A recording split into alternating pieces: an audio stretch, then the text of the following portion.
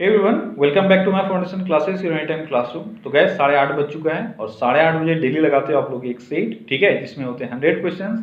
तो आज हम लोग एक और सेट इसमें करने जा रहे हैं, तो जल्दी से आप सभी आ जाओ क्योंकि ये सेट आपके बिहार ESI एग्जाम जो होने वाला है और बिहार SI उन सभी के लिए बेहद इंपॉर्टेंट है। और कोई भी एग्जाम जहाँ पे भी जीके पूछा जाएगा उन सभी एग्जाम के लिए ये बेहद इंपॉर्टेंट है, ठीक है। तो जल्दी से आप सभी लाइव आ जाओ, उसके बाद फिर हम लोग स्टार्ट करते हैं आज का सेट। तो चलिए स्टार्ट करते हैं। तो आज का हमारा पहला क्वेश्चन है, श्रीलंका को पहले किस नाम से जाना जाता था। श्रीलंका का जो पुराना नाम है वो क्या है, तो वो था सिलोन। ठीक है, श्रीलंका को पहले सिलोन के नाम से जाना जाता था। अगला क्वेश्चन है, रोम जो इटली में स्थित है नगर किस नदी के किनारे बसा है। रोम किस नदी के किनारे बसा है। आसान सा क्वेश्चन है, बहुत बार आपने पढ़ा है, ये टाइबर नदी के किनारे बसा है। ठीक है, अगला क्वेश्चन है, भारत का सबसे पुरानी हॉकी टूर्नामेंट कौन सी है।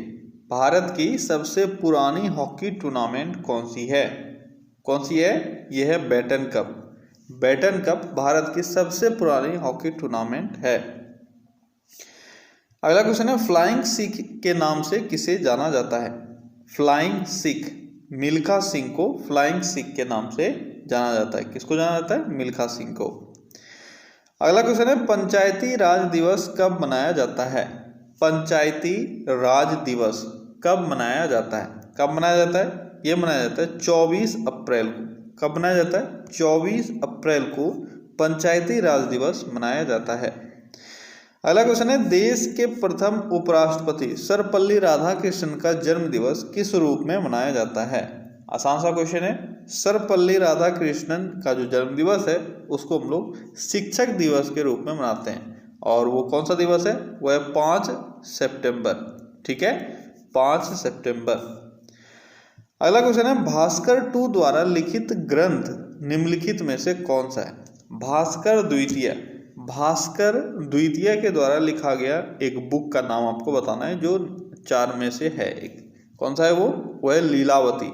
ठीक है, भास्कर द्वितीय ये एक मैथमेटिशियन थे और इन्होंने एक बुक लिखा था लीलावती। अगला क्वेश्चन है, लाइफ डिवाइन किसकी प्रसिद्ध रचना है। लाइफ डिवाइन किसकी प्रसिद्ध रचना है, तो यह अरविंदो घोष की प्रसिद्ध रचना है। अगला क्वेश्चन है, रफी अहमद किदवई पुरस्कार। रफी अहमद किदवई पुरस्कार देश क्षेत्र में प्रदान किए जाते हैं। किस क्षेत्र में प्रदान किए जाते हैं रफी अहमद किदवई पुरस्कार, जल्दी बताओ। रफी अहमद किदवई पुरस्कार किस क्षेत्र में दिया जाता है, तो ये दिया जाता है कृषि के क्षेत्र में। ठीक है, अगला क्वेश्चन है, हाल ही में जारी ग्लोबल सोशल मोबिलिटी इंडेक्स में भारत को कौन सा स्थान मिला है। ग्लोबल सोशल मोबिलिटी इंडेक्स में भारत को कौन सा स्थान प्राप्त हुआ है, यह 76वां स्थान जो भारत को मिला है। अगला क्वेश्चन है, अंतारा निम्नलिखित में से किस देश की एक प्रमुख न्यूज एजेंसी है। अंतारा, अंतारा किस देश की प्रमुख न्यूज एजेंसी है, तो अंतारा इंडोनेशिया की एक प्रमुख न्यूज एजेंसी है।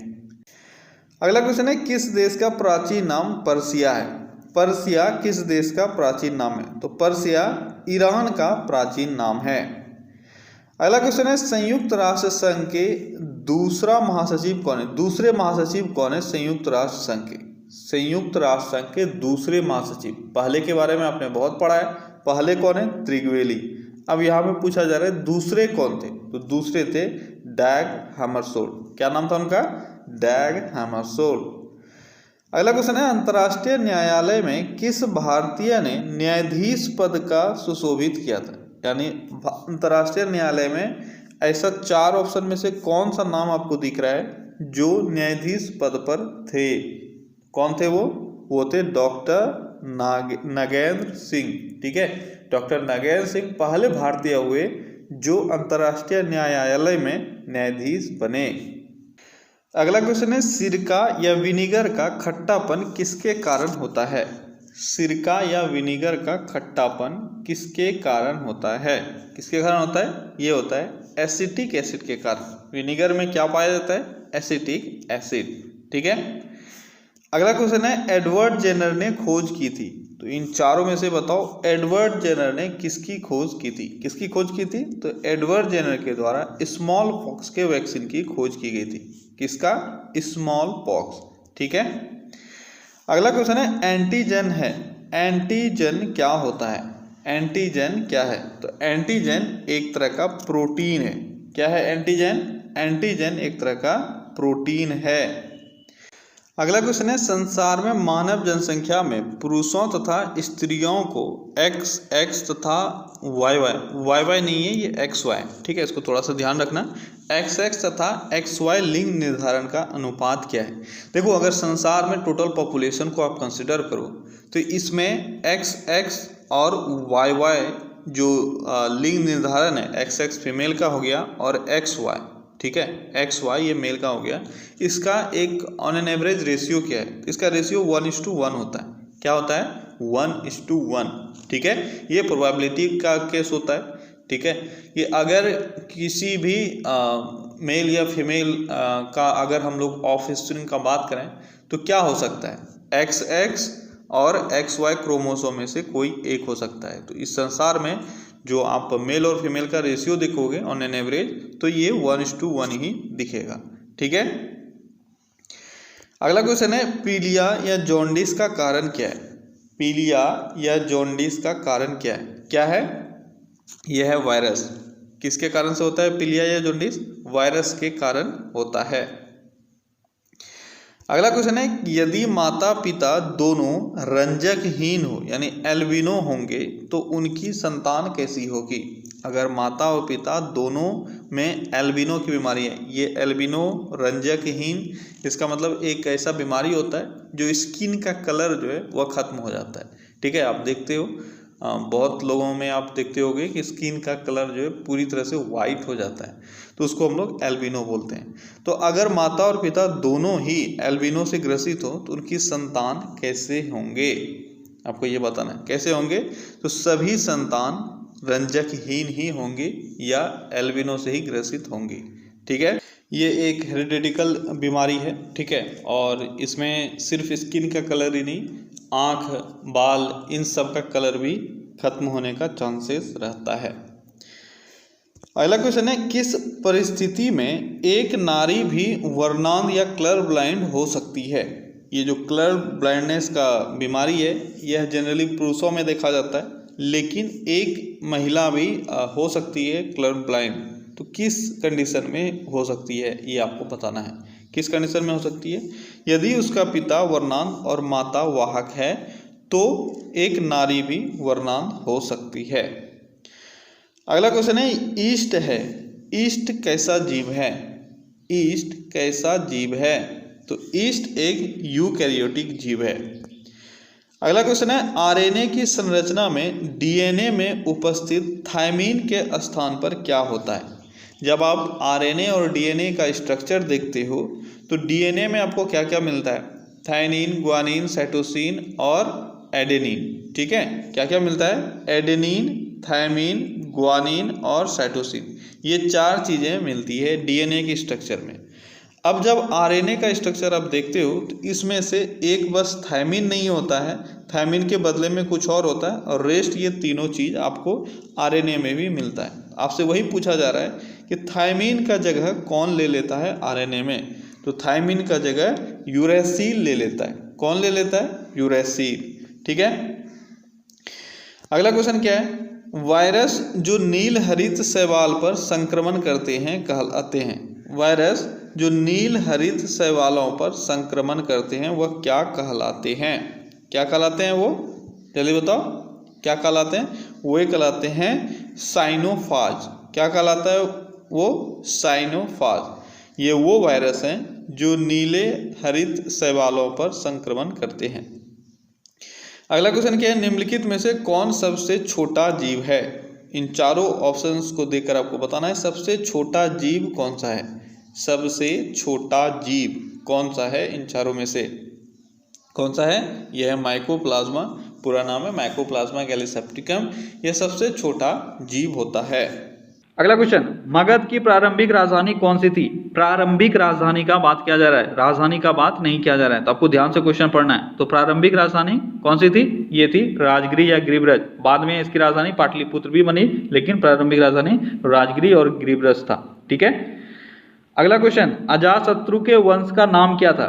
अजातशत्रु किस वंश से बिलोंग करता है? आपने बहुत बार उस वंश के शासक का आंसर किया है। अब आप बताओ अजातशत्रु किस वंश का था? तो ये था हर्यक वंश का। ठीक है, अजातशत्रु हर्यक वंश का शासक था और इनकी राजधानी कहाँ थी? इनकी राजधानी उस वक्त गिरिब्रज ही थी। ठीक है, और इनसे रिलेटेड एक और चीज याद रखना है आपको, प्रथम बौद्ध संगति कब हुई थी? प्रथम बौद्ध संगति ये हुआ था 483 BC में। ठीक है, और वो हुआ था इन्हीं के टाइम में। तो ये सारी चीजें हैं जो आपके दिमाग में हमेशा रहना चाहिए। अगला क्वेश्चन, तृतीय बौद्ध सभा किस स्थान पर बुलाई गई थी? देखो अभी मैंने प्रथम का बताया, अब आपसे तृतीय पूछ लिया गया। तो तृतीय को याद रखना बहुत आसान है। ठीक है, तृतीय को याद रखना इसलिए आसान है, अगर आपको जगह याद रहे तो आप इसके जो अध्यक्ष थे उसको भी याद कर लोगे, और अगर अध्यक्ष है तो जगह को भी याद कर लोगे, जो मेरा लॉजिक है। ठीक है, तृतीय बौद्ध संगति ये हुआ था पाटलिपुत्र में। ठीक है, पुत्र से याद रखना, इसमें दोनों चीज में पुत्र है, मोगली पुत्र। ठीक है, यहाँ भी पुत्र आएगा और मोगली पुत्र में भी पुत्र आएगा, तो याद रखना मोगली पुत्र पाटलिपुत्र, मोगली पुत्र पाटलिपुत्र। ये किससे संबंधित है? ये तीसरा बौद्ध संगति से संबंधित है। अगला क्वेश्चन है, तलका मकान मरुस्थल किस देश में स्थित है? तलका मकान मरुस्थल, सॉरी तकला मकान मरुस्थल, तकला मकान मरुस्थल किस देश में स्थित है? जल्दी बताओ किस देश में है ये तकला मकान? ये चीन में स्थित है। ठीक है, तकला मकान मरुस्थल ये चीन में स्थित है। अगला क्वेश्चन, हिंद महासागर और लाल सागर को कौन सी जल संधि जोड़ती है? बहुत ही आसान सा क्वेश्चन, लेकिन आपने बहुत दिन बाद ये क्वेश्चन हो सकता है देखा हो। ठीक है, हिंद महासागर और लाल सागर इस दोनों को कौन जल संधि जोड़ती है? जल्दी से आंसर करो। तो ये है बाब अल मंदब। ठीक है, बाब अल मंदब ये जल संधि है जो हिंद महासागर को लाल सागर से जोड़ती है। अगला question, 90 east ridge, 90 east ridge कहाँ पर स्थित है? 90 ईस्ट रिज, ठीक है, ये इंग्लिश टर्म है रिज, RIDG। ठीक है, 90 ईस्ट रिज कहाँ पर स्थित है? ये क्वेश्चन शायद आप लोगों को थोड़ा परेशान करेगा, लेकिन ये स्थित है हिंद महासागर में। कहाँ स्थित है? 90 ईस्ट रिज हिंद महासागर में अवस्थित है, और इसकी खोज 1962 के आसपास हुई थी, यानी 1962 में हुई थी। ठीक है, ये भी आपको याद रखना है। अच्छा, इसको नाम क्यों दिया गया, ऐसा नाम क्यों पड़ा? और इसका नाम इसलिए पड़ा क्योंकि 90 डिग्री ईस्ट मेरिडियन पर यह अवस्थित है। कौन सी पे? 90 डिग्री ईस्ट पे। ये याद रखना 90 ईस्ट रिज, अब याद रहेगा।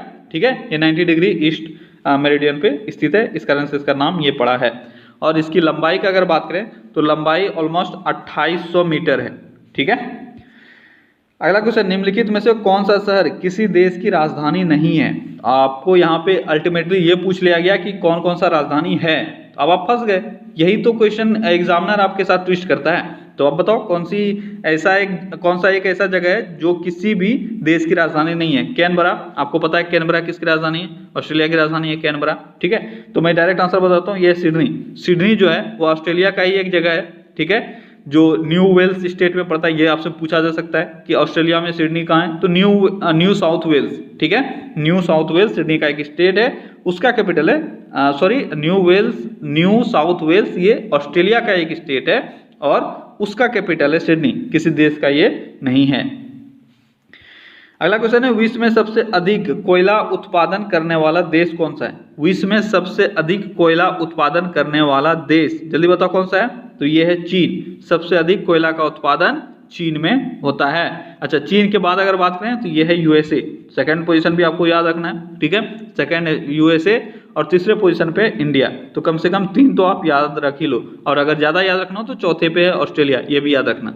ठीक है, इसके बाद 5वें नंबर पे रूस वगैरह आता है, नहीं रूस का शायद और पीछे है। आप ये 4 याद रखो। ठीक है, पहला चीन, दूसरा USA, तीसरा इंडिया और चौथा किसका है? चौथा है ऑस्ट्रेलिया का, ये याद रखना। अगला क्वेश्चन है, अमृतसर एवं शिमला लगभग एक ही अक्षांश पर स्थित हैं, परंतु उनकी जलवायु में भिन्नता का कारण क्या है? बस यहाँ पे कॉन्सेप्ट क्लियर होना चाहिए, आपका आंसर फटाफट आ जाएगा। अमृतसर और शिमला अक्षांश, यानी मान लो ये अगर अक्षांश है तो यहाँ पे अमृतसर है और यहाँ पे शिमला है, तो फिर क्यों दोनों के जलवायु में क्यों अंतर आ रहा है? जल्दी बताओ। ऑप्शन को पढ़ो अच्छे से और आंसर करो। थोड़ा सा मैं टाइम दे रहा हूं इसमें, जल्दी से आंसर करो। चलो समय समाप्त। अब आपको ध्यान से देखना है, जब एक ही अक्षांश है तो वहाँ का जो जलवायु है वह किस चीज़ पर निर्भर करेगा। तो वहाँ पे देखो, अगर ये नीचे है और ये ऊंचाई पर स्थित है तो दोनों के जलवायु में ऑब्वियस अंतर आएगा। ठीक है, क्लियर है, ये बातें आपको समझ में आती है। तो ये आंसर आपका हो जाएगा उनकी ऊंचाई में भिन्नता। ठीक है, उनकी ऊंचाई में भिन्नता के कारण ही उनका जलवायु भिन्न होगा। अगला क्वेश्चन, झारखंड में कोयले की खानें स्थित है। झारखंड में कोयले की खानें झरिया में स्थित है। बिना टाइम वेस्ट किए आगे बढ़ते हैं। अगला क्वेश्चन, सागरीय लवणता का मुख्य स्रोत है।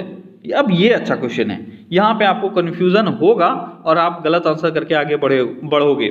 जल्दी से आंसर करो सब कोई। सागरीय लवणता का मुख्य स्रोत क्या है? आपको जो सी वाटर में लवणता मिलती है उसका मुख्य स्रोत क्या है, ये आपको बताना है। देखो यहाँ पे कंफ्यूजन इसलिए हो सकता है क्योंकि इसका जो सही आंसर होगा, सटीक आंसर होगा, वो होगा नदियां। अब आप लोग को लग रहा होगा कि नदियों का पानी तो मीठा होता है, तो फिर सागरीय लवणता का स्रोत ये कैसे हो सकता है? या बहुत ऑब्वियस सा कंफ्यूजन है। लेकिन देखो होता क्या है ना, नदी जब चलती है तो अपने साथ बहुत सारे मिनरल्स वगैरह को लपेटते हुए चलती है। ठीक है, जो जाके ये समुद्र में डिपॉजिट कर देती है। उनकी उसके पास तो बचता नहीं है कुछ, वो जाके वह डिपॉजिट कर देती है। ठीक है, अब वो डिपोजिशन के कारण समुद्र का पानी खारा होता जाता है, खारा होता जाता है। ये एक कारण है। दूसरा कारण इसका ज्वालामुखी से निश्चित जो राख है, ज्वालामुखी वगैरह के कारण भी उसका जो पानी है वो खारा होता है। लेकिन आपसे क्या पूछा जा रहा है, जब दोनों ऑप्शन में है तो मुख्य स्रोत क्या होगा? मुख्य स्रोत हो जाएगा नदियां।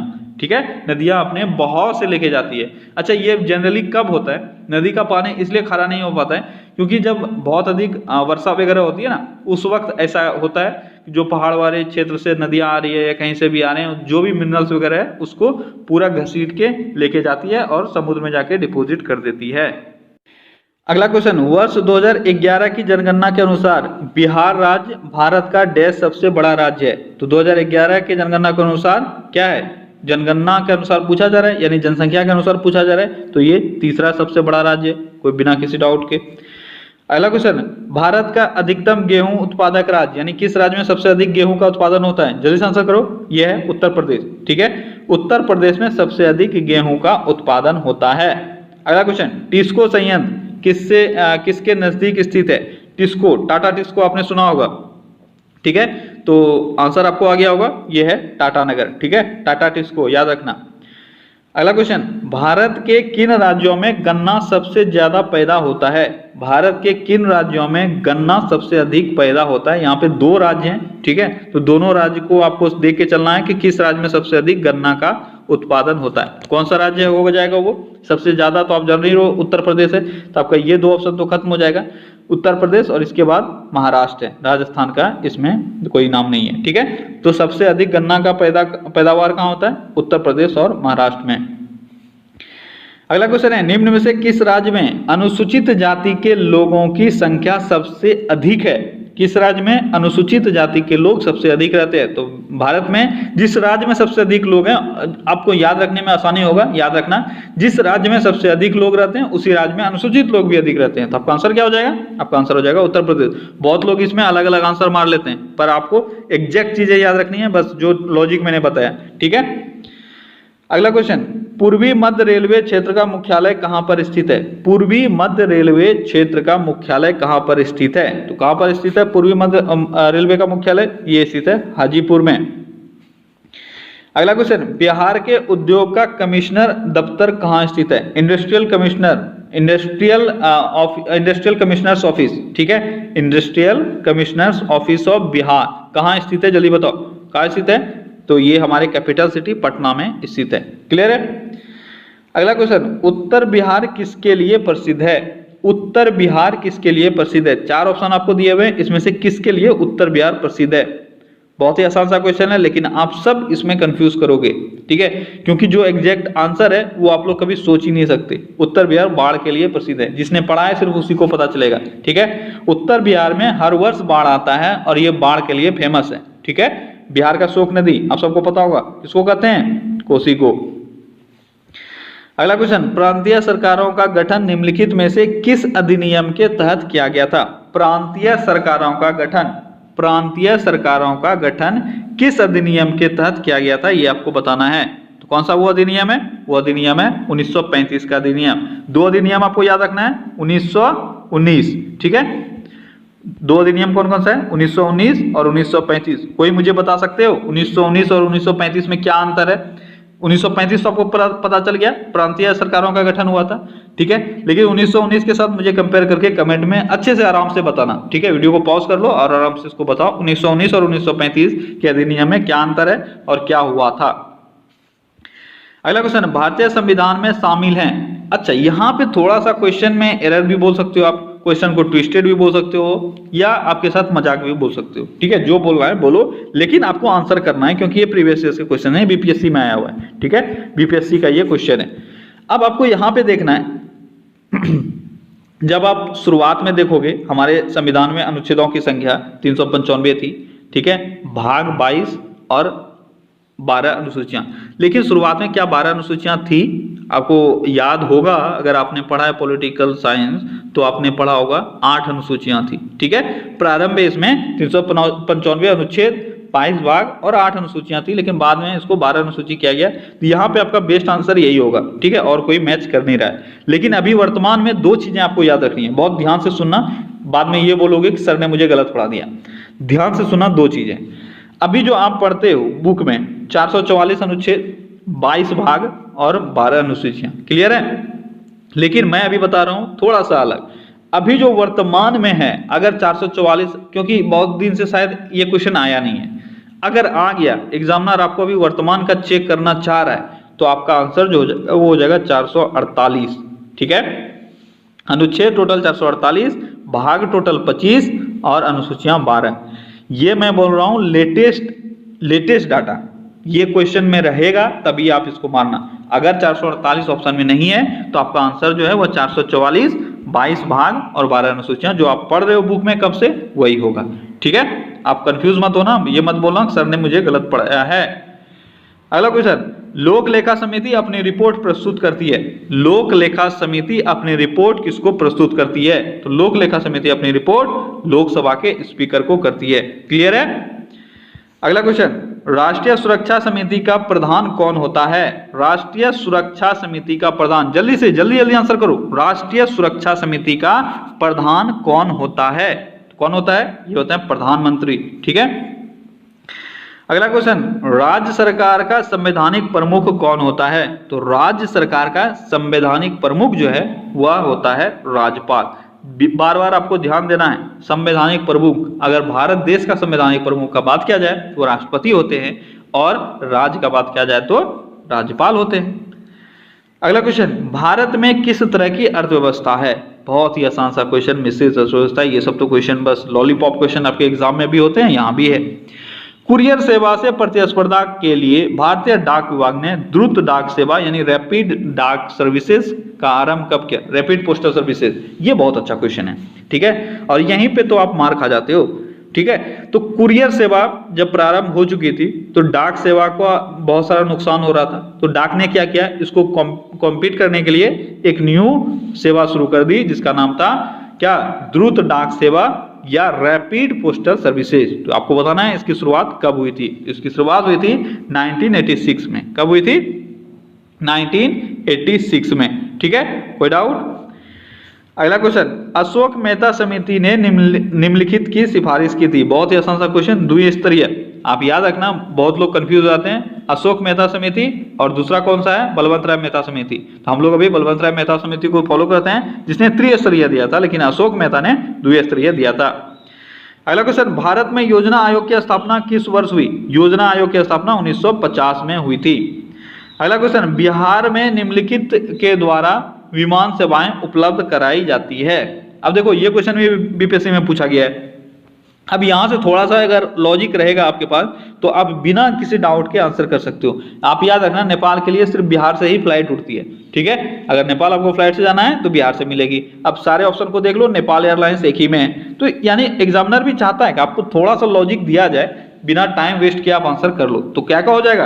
ये हो जाएगा इंडियन एयरलाइंस, सहारा एयरलाइंस और रॉयल नेपाल एयरलाइंस। ये हो जाएगा बिहार से ये सभी विमानें उड़ान भरती है।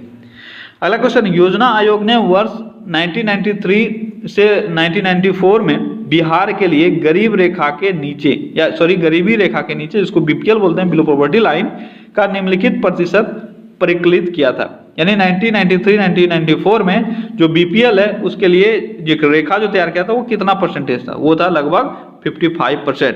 क्या होगा आंसर? आंसर आपका हो जाएगा 55%। अगला क्वेश्चन है, बिहार में यद्यपि जमींदारी संवैधानिक रूप से वर्ष 1952 में हटा दी गई थी, तथापि भू नियंत्रण का सामाजिक आधार निम्नलिखित के हाथों में रह गया। क्या बोला जा रहा है? फिर ध्यान से अच्छे से पढ़ो कि हमारे यहाँ पे जमींदारी प्रथा जो था उसको 1952 में ही खत्म कर दिया गया, ठीक है। लेकिन क्या दिया हुआ है? भू नियंत्रण का सामाजिक आधार निम्नलिखित के हाथों में रह गया। किसके हाथों में रह गया? खत्म होने के बाद भी ये रह गया प्रधान जाति के हिंदू, ठीक है। प्रधान जाति के हिंदू के हाथों में वो अधिकार रह गया। अगला क्वेश्चन, स्वराज मेरा जन्मसिद्ध अधिकार है और मैं इसे पाकर रहूंगा। किसने कहा? ये बाल गंगाधर तिलक ने कहा था। बच्चा चीखते चीखते आया, स्वराज मेरा जन्मसिद्ध अधिकार है, मैं लेकर लाऊंगा। अगला क्वेश्चन, भारतीय राष्ट्रीय कांग्रेस के प्रथम अधिवेशन में कितने प्रतिनिधियों ने भाग लिया? भारतीय राष्ट्रीय कांग्रेस के प्रथम अधिवेशन में, ये भी मैंने आपको पढ़ाया हुआ है। कितने थे? वो थे टोटल 72 प्रतिनिधि जिन्होंने इसमें भाग लिया।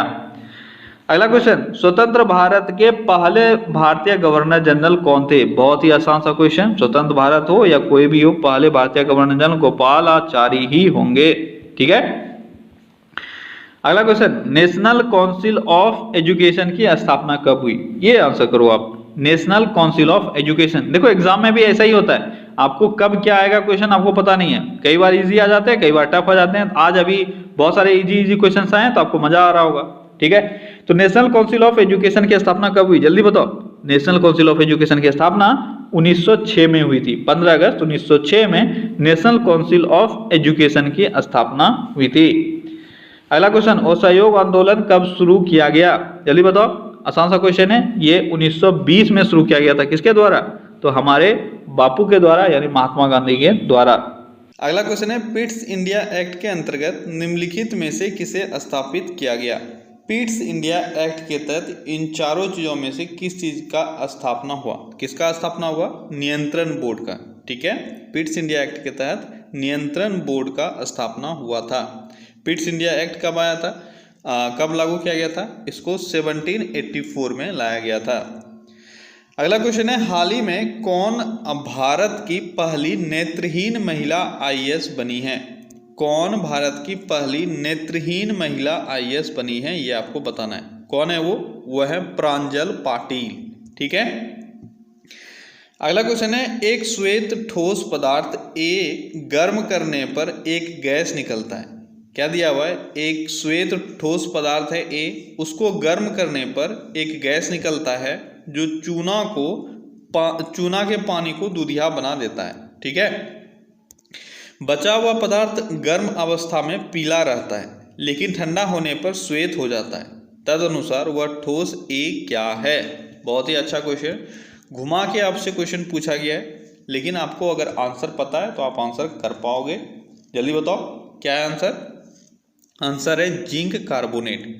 जिंक कार्बोनेट एक ऐसा पदार्थ है जिसको गर्म करने पर कार्बन डाइऑक्साइड निकलता है, ठीक है। और ये कार्बन डाइऑक्साइड क्या करता है? चूने के पानी को दूधिया कलर में बदल देता है, ठीक है। लेकिन इसका जो कलर रहता है, बचा हुआ जो रेसिड्यू रहता है, रेसिडुअल जो भी रहते हैं, उसका जो कलर होता है वह येलोइश पे रहता है, लेकिन जैसे ही वो ठंडा होता है फिर से वो वाइट हो जाता है। आपका आंसर क्या हो जाएगा? जिंक कार्बोनेट, ठीक है। अगला क्वेश्चन है, निम्नलिखित में कौन सा सबसे सशक्त स्कंदक है? सबसे सशक्त स्कंदक इन चारों ऑप्शंस में से कौन है? जल्दी बताओ, कौन सा सबसे सशक्त स्कंदक है? यह है एल्यूमिनियम क्लोराइड, ठीक है। अगला क्वेश्चन है, ऊन का सबसे ज्यादा उत्पादन करने वाला देश कौन सा है? ऊन का सबसे ज्यादा उत्पादन करने वाला देश कौन सा है? यह है ऑस्ट्रेलिया। अगला क्वेश्चन है, हाल ही में किस प्रथम भारतीय कलाकार के नाम पर एक ग्रह का नाम रखा गया है? तो किसके नाम पर एक ग्रह का नाम रखा गया है? कौन है वो? वह है पंडित जसराज, ठीक है। अगला क्वेश्चन है, पानी से लोहे तथा मैग्नीज किस प्रक्रिया से हटाए जाते हैं? पानी से अगर लोहे को या मैग्नीज को हटाना हो तो आप कौन सा प्रक्रिया अपनाओगे? कौन सा प्रक्रिया है वो प्रक्रिया है वायु मिश्रण यानी एरेशन प्रक्रिया। ठीक है, एरेशन प्रक्रिया से आप हटा सकते हो पानी से लोहा और मैग्नीज। अगला क्वेश्चन है, सीपीयू का निष्पादन प्रायः किससे मापा जाता है? सीपीयू जो अपना काम करता है, ठीक है, उसके काम करने का जो स्पीड है उसको हम लोग जनरली किस में मेजर करते हैं? किस में मेजर करते हैं? MIPS में। किस में? MIPS में इसको हम लोग जनरली मेजर करते हैं। अगला क्वेश्चन है, हाल ही में मनोहर लाल खट्टर ने किस राज्य के मुख्यमंत्री के तौर पर दोबारा शपथ ली? मनोहर लाल खट्टर दोबारा यह बने हैं मुख्यमंत्री किस राज्य के? तो हरियाणा के मुख्यमंत्री बने हैं मनोहर लाल खट्टर। अगला क्वेश्चन है, पूर्ण स्पर्धा में कीमत ग्रहीता कौन होता है? पूर्ण स्पर्धा में कीमत ग्रहीता कौन होता है? कौन होता है? ये होता है फर्म। ठीक है, अगर पूर्ण स्पर्धा का बात किया जाए तो इसमें कीमत ग्रहीता फर्म होते हैं। अगला क्वेश्चन है, निम्नलिखित में से अफ्रीका का कौन सा एक देश ओपेक का सदस्य नहीं है? ओपेक पेट्रोलियम एक्सपोर्टिंग कंट्रीज, इसका सदस्य कौन नहीं है ये आपको बताना है। जल्दी बताओ कौन सा एक देश है जो इसका सदस्य नहीं है? तो आपका सही आंसर होगा दक्षिण अफ्रीका। ठीक है, ओपेक के बारे में आपको पता होगा। ठीक है, ओपेक का सबसे पहले फुल फॉर्म क्या होता है? तो ओपेक का फुल फॉर्म होता है organisation of petroleum exporting countries. ठीक है, और इसका जो हेडक्वार्टर है वो कहाँ है? इसका हेडक्वार्टर है वियना ऑस्ट्रिया में। इसमें अभी जो टोटल देश शामिल हैं, टोटल इसके जो सदस्य हैं वो हैं 14। ठीक है, लेकिन जब इसकी स्थापना हुई थी उस वक्त जितने देश इसमें शामिल थे उसकी संख्या है मात्र 5। ठीक है, इसकी स्थापना कब हुई थी? 1960 में इसकी स्थापना हुई थी। ठीक है, और 61 से यह लागू हुआ। ये दोनों चीज़ें याद रखनी है आपको। 1960 में इसकी स्थापना हुई थी लेकिन इफेक्ट में कब से आया? 61 से। तो दोनों तरह के क्वेश्चन आपसे पूछे जाते हैं, तो दोनों में से जो आपका ऑप्शन होगा, अगर किसी एक को टिक करना है तो आपका एक हो जाएगा। ठीक है, 5 फाउंडिंग मेंबर्स कौन कौन से हैं ये आपसे पूछा जाता है और आपको याद भी रहना चाहिए कौन कौन सा है। वो है इराक, ईरान, ठीक है, कुवैत और कौन था? और था सऊदी अरेबिया। ठीक है, इसके बाद एक और कौन सा देश था? एक और देश था वेनेजुएला। ठीक है, कौन सा था? वेनेजुएला। तो ये सारे 5 ऐसे देश हैं जो इसमें शामिल थे जब इसकी स्थापना हुई थी। अभी यहाँ आपसे पूछा जा रहा है कि इन चारों ऑप्शंस में से कौन सा एक अफ्रीकी देश है जो इसमें शामिल नहीं था? तो वो नहीं है, वो है दक्षिण अफ्रीका। ठीक है, रेस्ट याद रखो, अंगोला, लीबिया, अल्जीरिया, ये सारे इसके मेंबर हैं। अगला क्वेश्चन है, भारत के संविधान में संघीय शब्द का प्रयोग कहाँ हुआ है?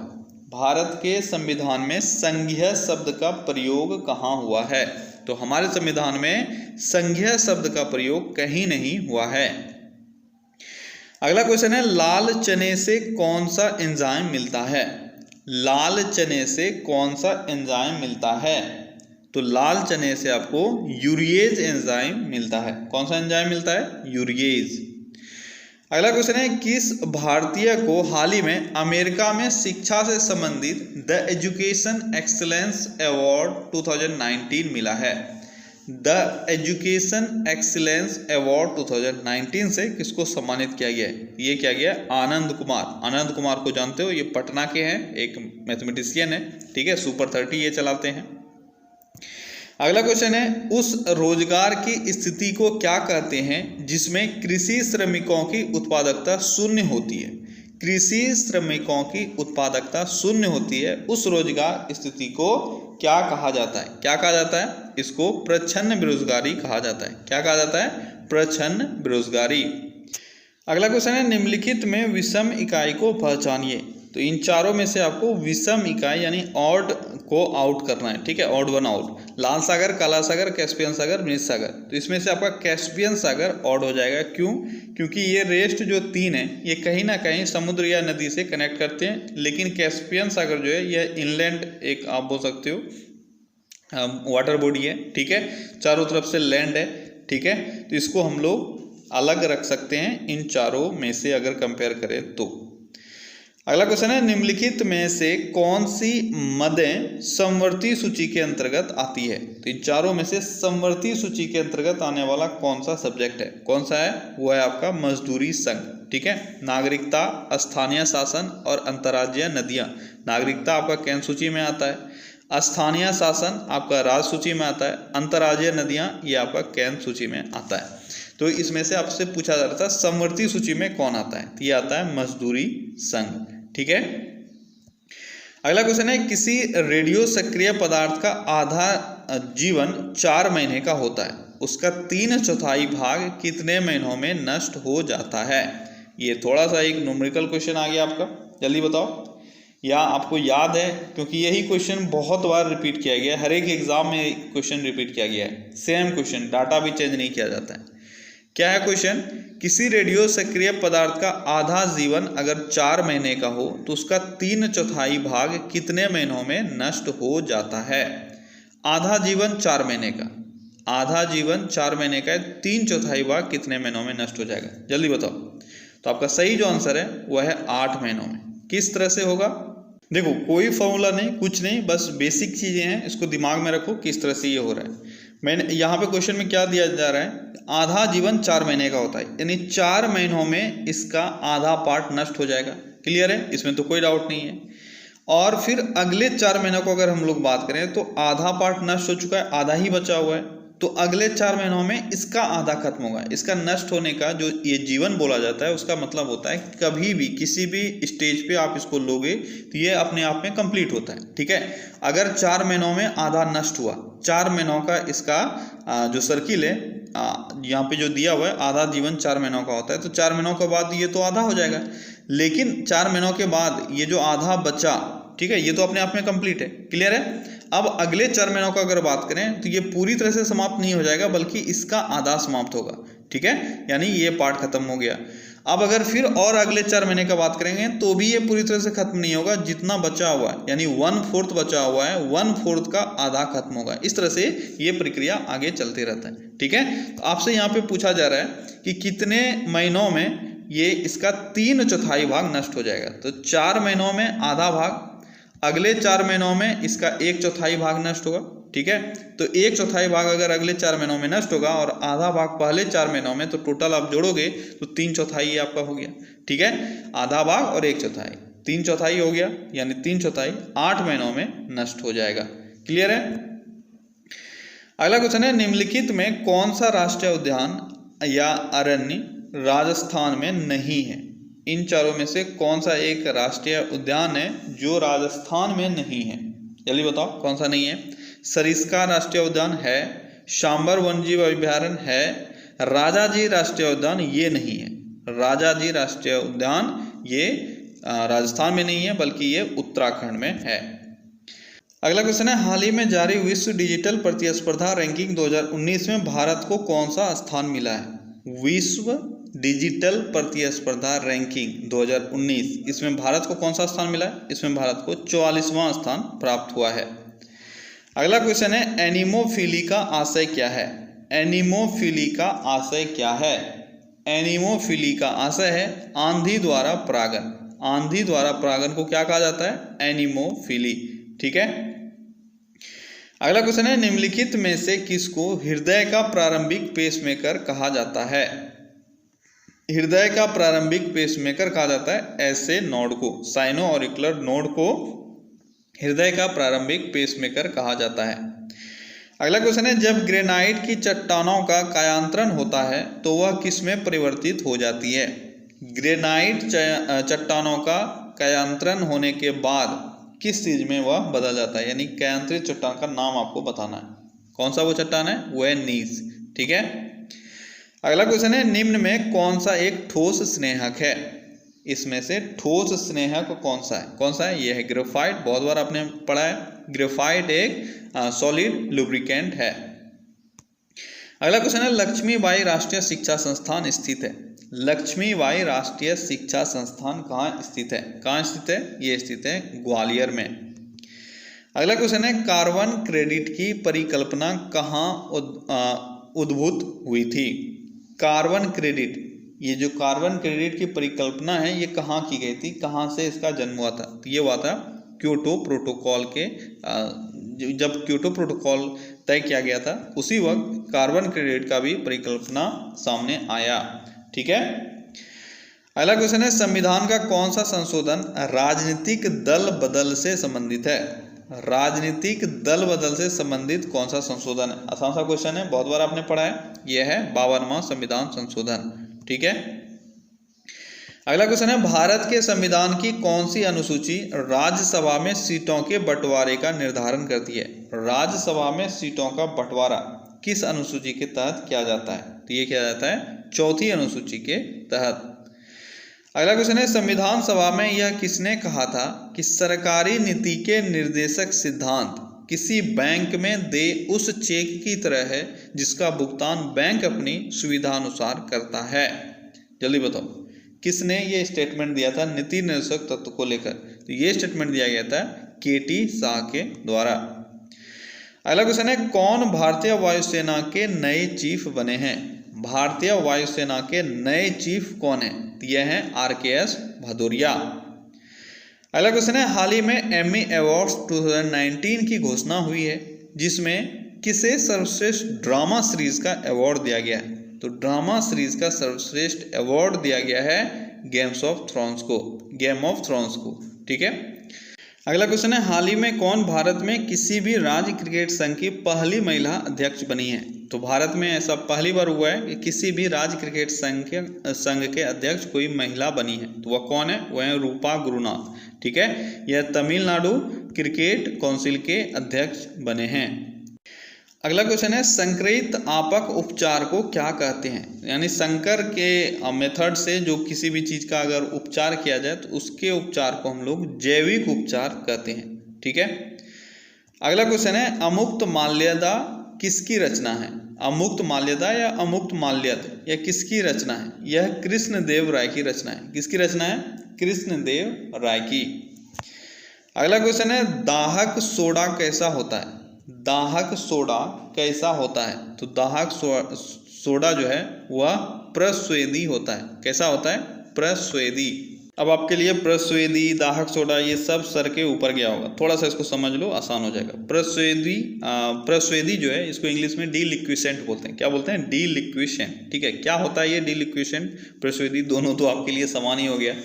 तो देखो, ये एक ऐसा पदार्थ होता है जो आसानी से जो एटमॉस्फेयर है उससे ह्यूमिडिटी अब्जॉर्ब कर सकता है। ठीक है, तो जो आसानी से ह्यूमिडिटी को अब्जॉर्ब कर ले या नमी को अब्जॉर्ब कर ले उसको हम लोग डीलिक्विसेंट बोलते हैं। ठीक है, और दाहक सोडा क्या हुआ?